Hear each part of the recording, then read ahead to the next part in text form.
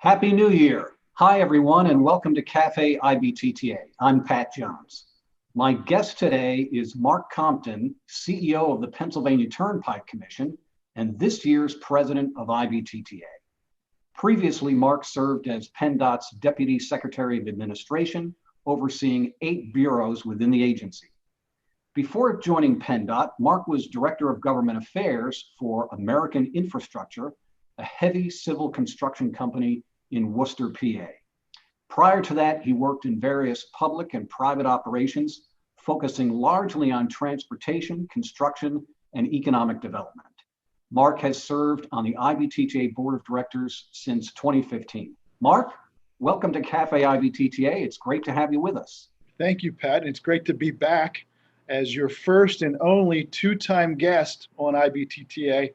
Woo! The first guy, I must tell you, if I'm Chris Tomlinson right now, I'm not feeling really good about things because if anybody would have beat me at this, it would have been Chris Tomlinson. So I feel really good that I beat Chris out on this.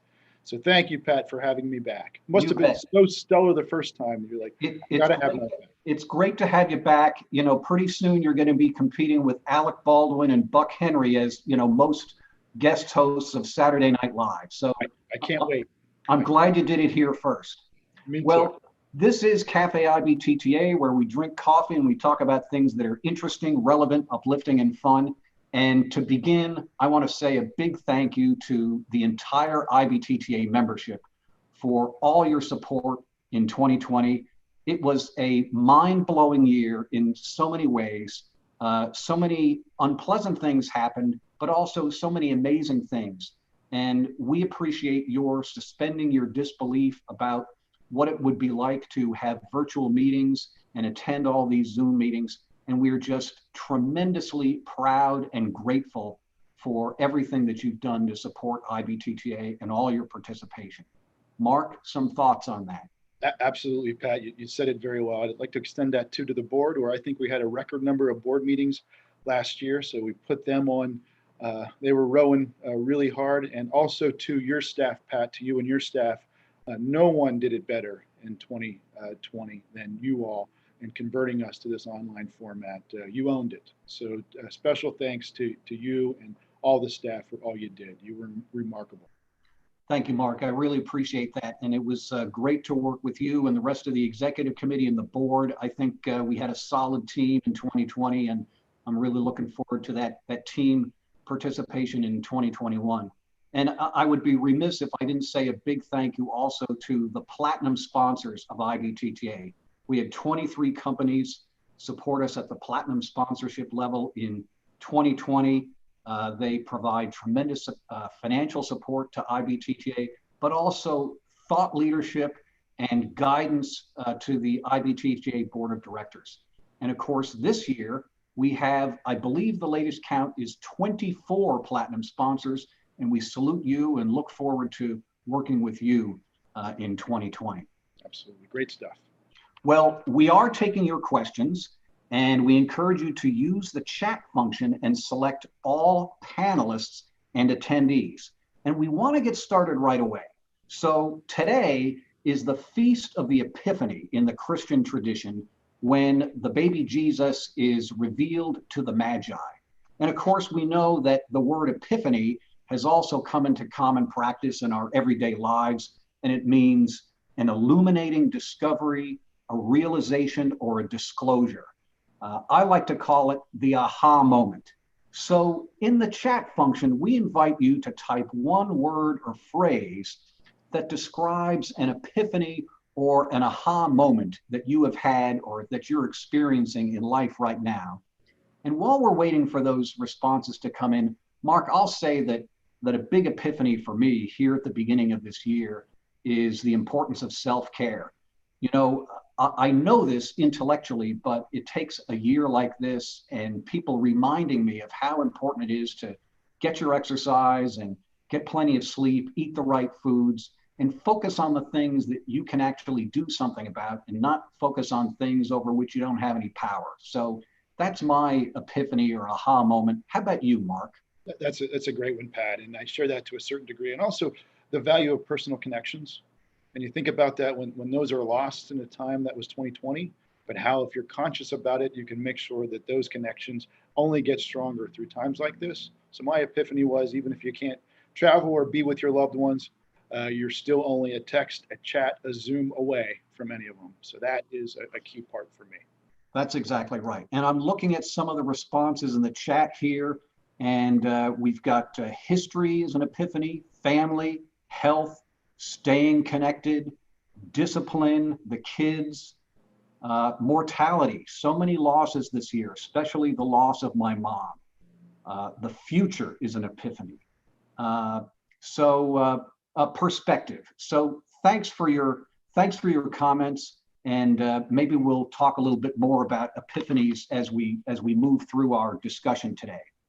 Well, Mark, let's get down to business. First question is about the PennDOT expansion of tolling.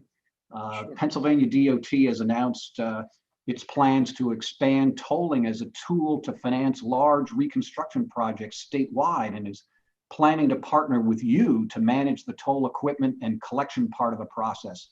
This is a pretty big move for Pennsylvania. Tell us a little bit more about that, Mark. Yeah, I must tell you, we are so excited to be partnered with PennDOT on this journey to expand tolling within Pennsylvania. We often talk about the obstacles in funding at the federal level and the things even at the state level as to revenues. And PennDOT is really working hard to harness that themselves and to take on opportunities to expand tolling within the Commonwealth into areas, and really to start with bridge structures that most need it. And in doing so, the chair of our commission is the Secretary of Transportation, and she made it very clear to both entities that she wants us to work together to get this off the ground. So we have really, in a pretty short amount of time, have worked on an MOU and worked on an agreement and worked on the business rules to how this would work. And we're very excited to get moving with PennDOT, and that is really for us going to be a key part of our charter moving forward in 2021, is to work on this expansion project. And with the hopes within 2 years, hopes for us that we'll be able to toll the first phase of bridges within the next couple of years. It's really an exciting time to be in transportation in Pennsylvania. That's amazing. That's great. Well, one of the results, one of the after effects of the pandemic, in addition to the loss of traffic and revenue, is sort of backing up some of the major projects that you had in the work.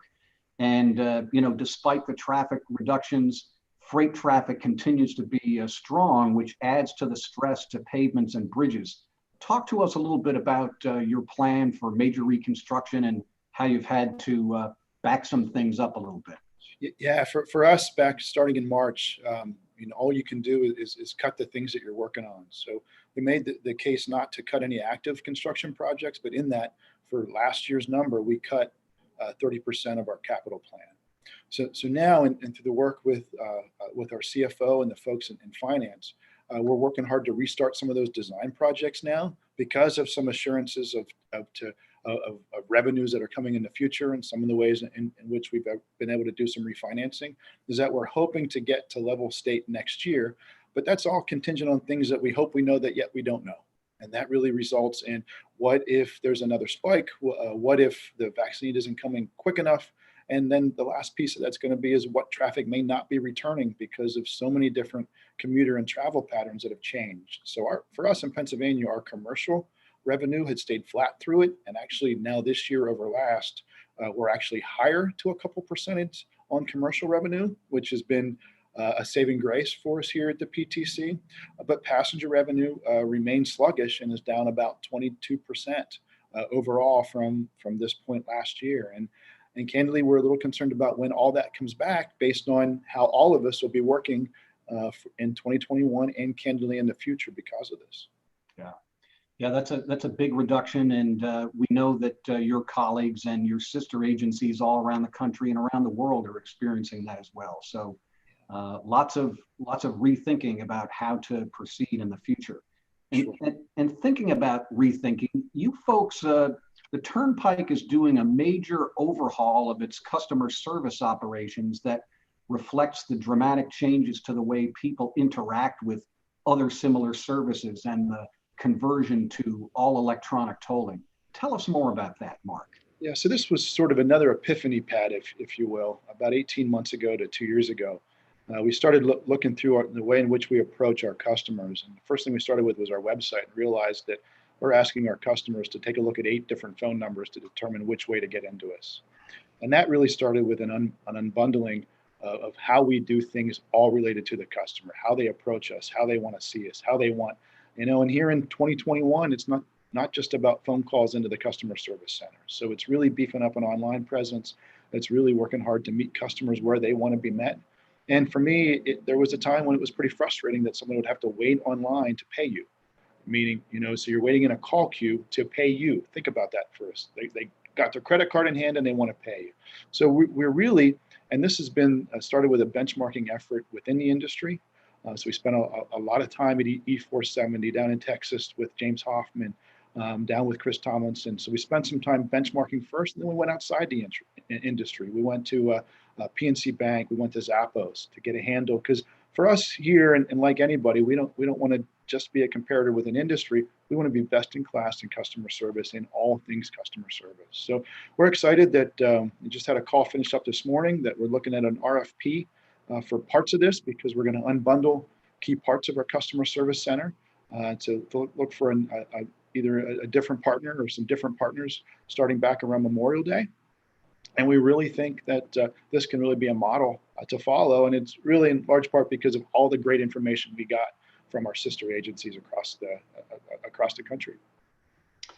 Our guest today is Mark Compton, CEO of the Pennsylvania Turnpike Commission and President of IBTTA.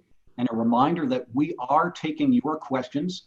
Please put your question into the chat function using the selection all panelists and attendees so that everybody can see your question. And we'd love to hear from you. Mark, today is day 6 of your presidency, and you have a lot of plans for this year.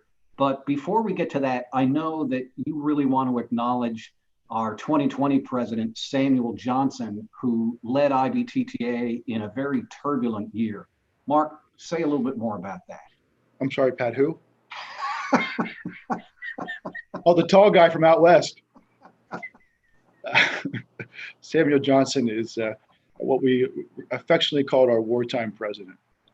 A great man with a great demeanor, with great vision. And I got to tell you, for a time such as this, Samuel was the right guy for the job in 2020. His partnership with you and the staff, his communication with the executive committee, the way he is steadfast in his view and his vision. I learned a lot from Samuel, not just last year, but the years prior. So you think about the folks I got to follow in this job: Samuel, Chris, Tim Stewart. You think about if there is a Hall of Fame of tolling, it starts with those 3 for me. So it has been an honor to follow them in this role, and I must tell you, I was really, really honored to watch Samuel work last year, because a lot of stuff, unless you were on executive committee, you probably didn't see it, but I was really overwhelmed by the opportunity to work alongside him, and will always be grateful for it. There's no question. He's a great man. Mark, I couldn't agree more, and I share your sentiments about Samuel. And one of the things that maybe people may not know about Samuel is that he is a fabulous writer. When you're president of IBTTA, you get a lot of material written for you to speak at various events, and a lot of people on the staff participate in writing, including myself. And we would send material to Samuel, and he would make his edits, and it always came back so much sharper and clearer. Just a great guy, a great writer, and a tremendous communicator. And you think about it, Pat, he took on the challenge while he transitioned into CEO of his agency. So you think about that too. It's the first days of a new job, even though he saw the job, he's a remarkable guy, and we were blessed to have him for a time such as this. Amen. Samuel, we salute you, and we look forward to working with you on the executive committee this year. And he shut down about September. I'm sure he's not on this. So here's a question, Mark. What are the biggest takeaways from your visit to the other agencies? And how are you hoping this changes the dynamic of procuring new systems and operations? So there's a laundry list of takeaways. And the great thing about our industry is everybody's willing to share. We're all in this together. So some of the takeaways are those first days of transition, whenever you finally flip the switch, where are the troubles, where are the things that you don't think about until you're in the moment. So we got a whole laundry list of what those things look like. Also, too, just comparing and sharing different components of the RFP on what matters, the value of toll experience versus having customer service experience. There's a laundry list of things that we learned from the process, from what you bundle under one RFP, what you put into 2, 3, and 4. Those trips were well worth the investment of time and effort, and we're so thankful for everyone who greeted us and welcomed us into their homes during those times. Mark, here's a question that I know you're going to appreciate. Did they complete the recount on Mark's election? I hear there may have been issues with the mail-in ballots. So I understood that to be the same. We just continued to call it fake news, and we have moved past it in a manner that that I'm here now, baby, so it's over. All right, here's another question from our audience, more, sort of thematic with what we've been talking about so far. How did PennDOT select which projects to cut? It's always difficult to cut capital projects, but what criteria were used? So I can't really speak to what the cutting was at PennDOT because I wasn't part of that process. The criteria that we used here at the PTC was to make sure that any project that was in any form of completion was not stopped. So what I mean by that, we thought it to be unresponsible as an owner to cut any project that had barrier up based on safety. So we didn't stop any active projects that had a barrier up. So that at that point limits the stuff that you can cut based on the amount of stuff that you don't have actively moving at that time. But that's really where the projects were. And then you have on the design side, the things that were phased out first were the things that weren't part of our the core mainline project. So any type of expansion project was halted first, and then we got into the mainline, and then your last, which is the maintenance stuff, the kind of the bread and butter was just the paving. So that was sort of the ranking in the order on the design side. Mark, you've been preparing to be IBTTA president since you were nominated to serve as second VP in the fall of 2018, and you've chosen the theme this year, leading through disruption. Tell us a little bit more about that. Yeah, so for a time such as this, and the way that theme has evolved, was really just watching the way in which the organization pivoted in 2020. That organization is for us in our home agencies as well as the association and what we saw in the industry. So I'm kind of calling this a hybrid year, a hybrid year of the goal of at some point we will be back in person this year. But it's the opportunity to take the lessons learned from 2020 and not lose them. So this is sort of the after action review, if you will, on how we make sure we continue to harness the virtual environment. And if you think about the last time you were at a 2-3 day meeting, Pat, that we had, think about how jam-packed that gets. Every committee wants to have a spot. Every task force wants to meet. So in this environment, maybe there's a lot more check-ins at those type of things, but a lot of the real work can be done through this process now. And also, even here in the office, the one thing I say back to our IT folks is I say, we really suck at hybrid meetings. What I mean by that is when you have half the folks sitting in the conference room and half the folks trying to listen in, the folks that are listening in are missing half the meeting. Yeah. So how do we make sure that we've got the right setup for that? And that's going to be, what we have to look at too as it relates to IBTTA. It's how we handle the hybrid in-meeting session to where folks feel connected and can contribute whenever they're on the Zoom or on the phone. Mark, continuing on the theme of IBTTA business, you've launched several new initiatives here with IBTTA, a new strategic plan. You've created a new task force on revenue loss and leakage led by Jessica Carson and Mark Muriello.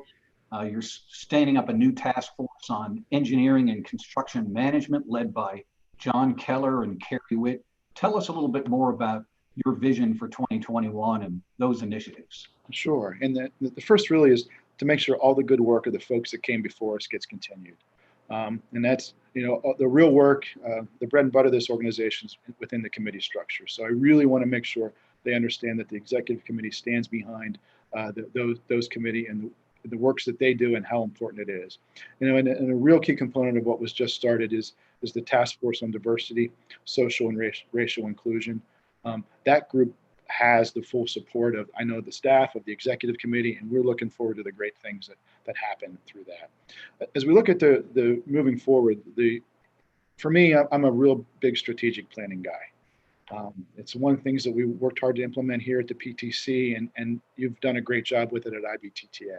And this year being sort of the year of the after action review, we thought it was important that we ask all of our key advisors, our committees, and everyone to take a hard look at how that process maybe should change as a result of what we've all been through together.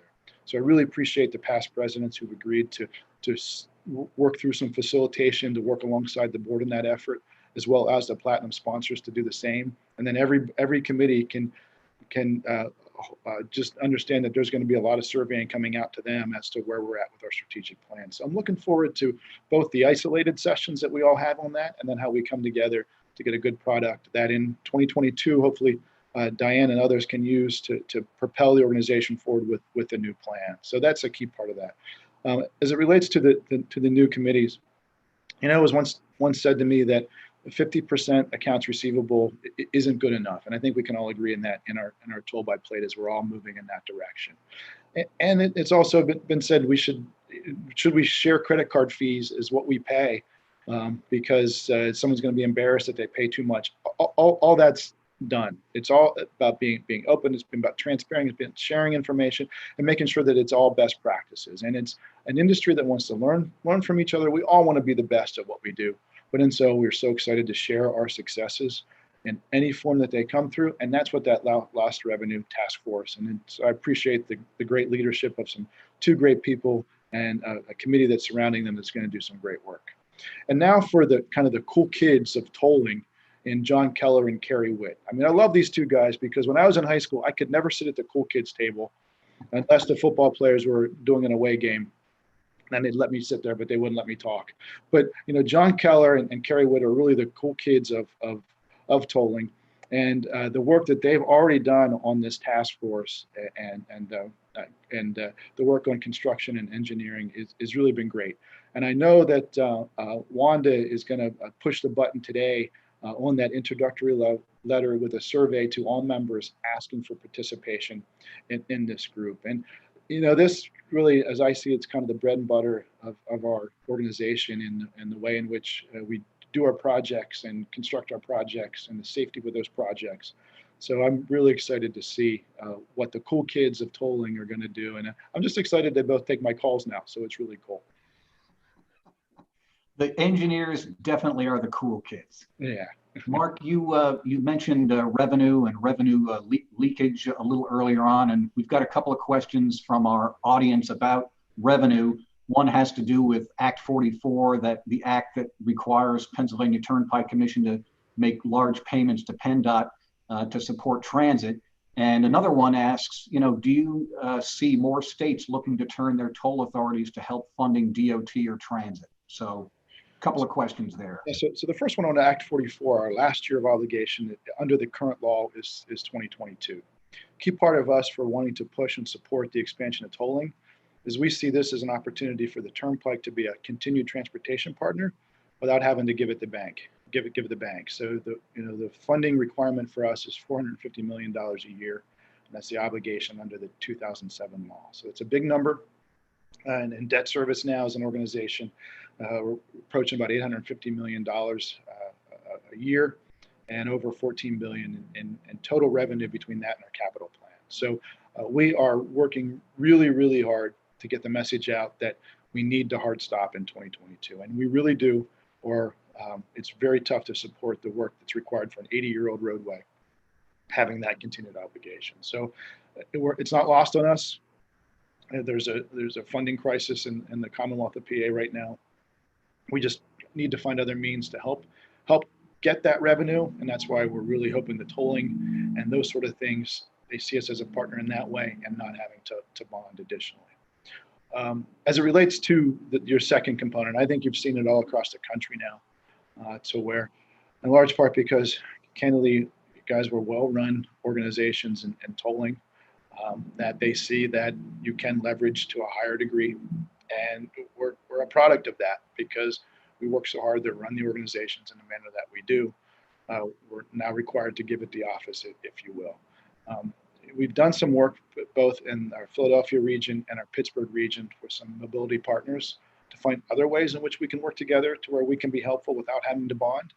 We're hoping that becomes sort of the model for us in PA and maybe for across the country, so that you can do less of the higher leveraging of toll revenues, because it's a choice to put it on the backs of our customers as opposed to putting it to other Pennsylvanians. And it worked early on, but we're reaching a point to where we're definitely concerned that it can no longer continue. Mark, you mentioned a little while ago your commitment to carry on some of the important initiatives begun by your predecessors. Two of those things would be membership and mentorship. Membership, a big membership committee and push for retention and recruitment of members was started in 2015 under President Javier Rodriguez. And last year, Samuel Johnson initiated a mentoring program to try to bring young people into the industry. And you have some ideas about how to expand both of those programs.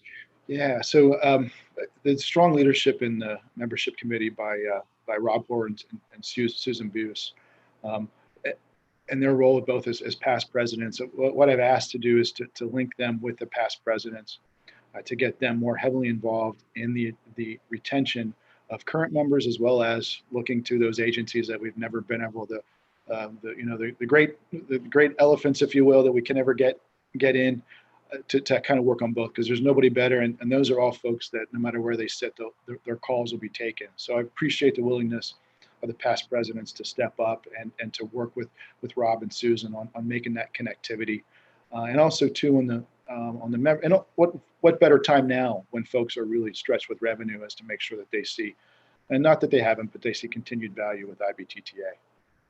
As it relates to the mentorship program, what Samuel has done and what's been done in that space by so many others, Patty Rubstella and others, has really been great in that connection back to making sure those who need and are fresh to us not only share their fresh ideas, but also get sort of the historic perspective on the tolling piece. I think we can all think about, my career started in transportation, not in tolling, and taking the job in 2013. With some of the things we were doing with the CFO came over and said, "Hey, we're going to go meet with the rating agencies next week." And I said, "Who the hell are they?" So it's the idea that there's some different components to tolling, that's not just getting permits, and safety is a component of everything, but it's understanding the wide brush that is tolling and the customer focused. So I'd really like to start with new board members. That would help to get folks that they don't lose the first year in trying to get a handle on where everything is and how it's housed and what the committee structure is. So to get connectivity there much quicker. And anyone who is starting in a senior role in a toll authority, we'd love for them to have entree into the organization. And again, that's something that we're looking for past presidents to play a big role in, and those maybe those who have been there, done it in the past, to just sit alongside someone who's new, because it's always good to have someone who's not a part of your chain of command, maybe not one of your commissioners, that you can bounce things off of. And I think that's one of the things that we've always done really, really well informally here.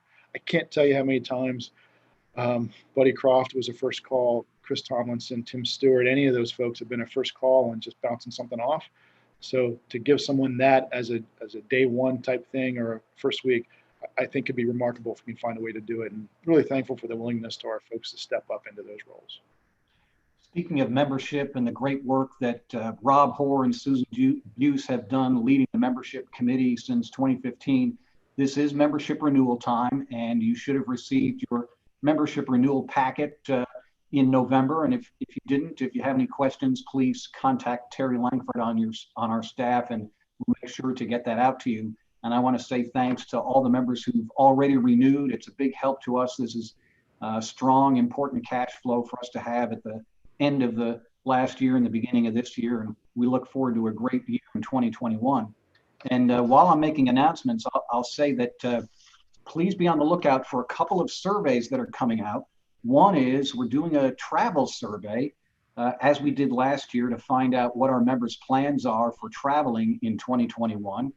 And as Mark mentioned earlier, we're standing up a new task force on engineering and construction management, and there's going to be a survey coming out to you to encourage participation and to seek your ideas on topics to include in the work of that task force.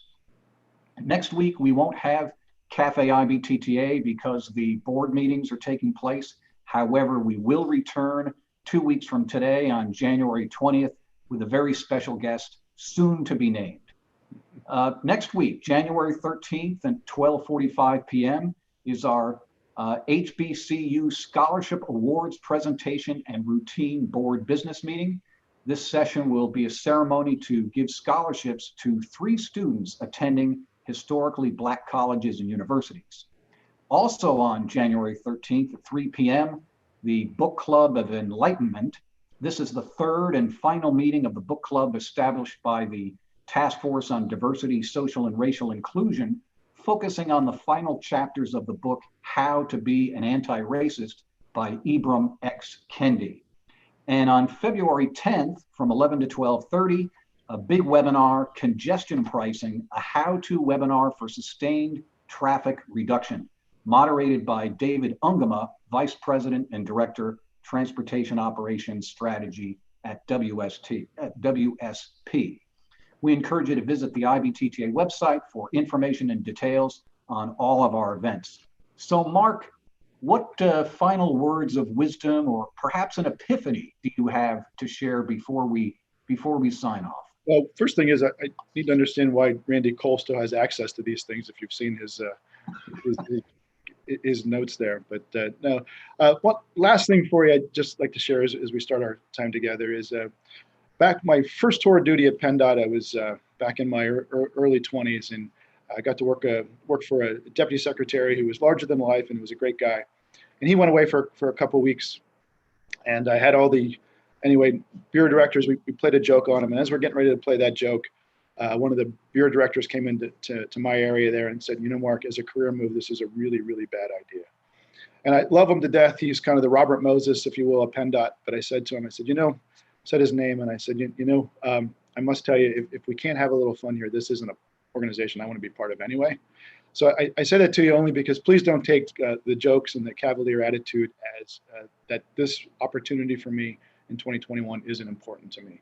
So I look forward to working alongside you. I do hope we have a lot of fun, but it's not lost on me how much work we have to do and how the mantle of the position, both here at the PTC and that of IBTTA, is very, very important to me.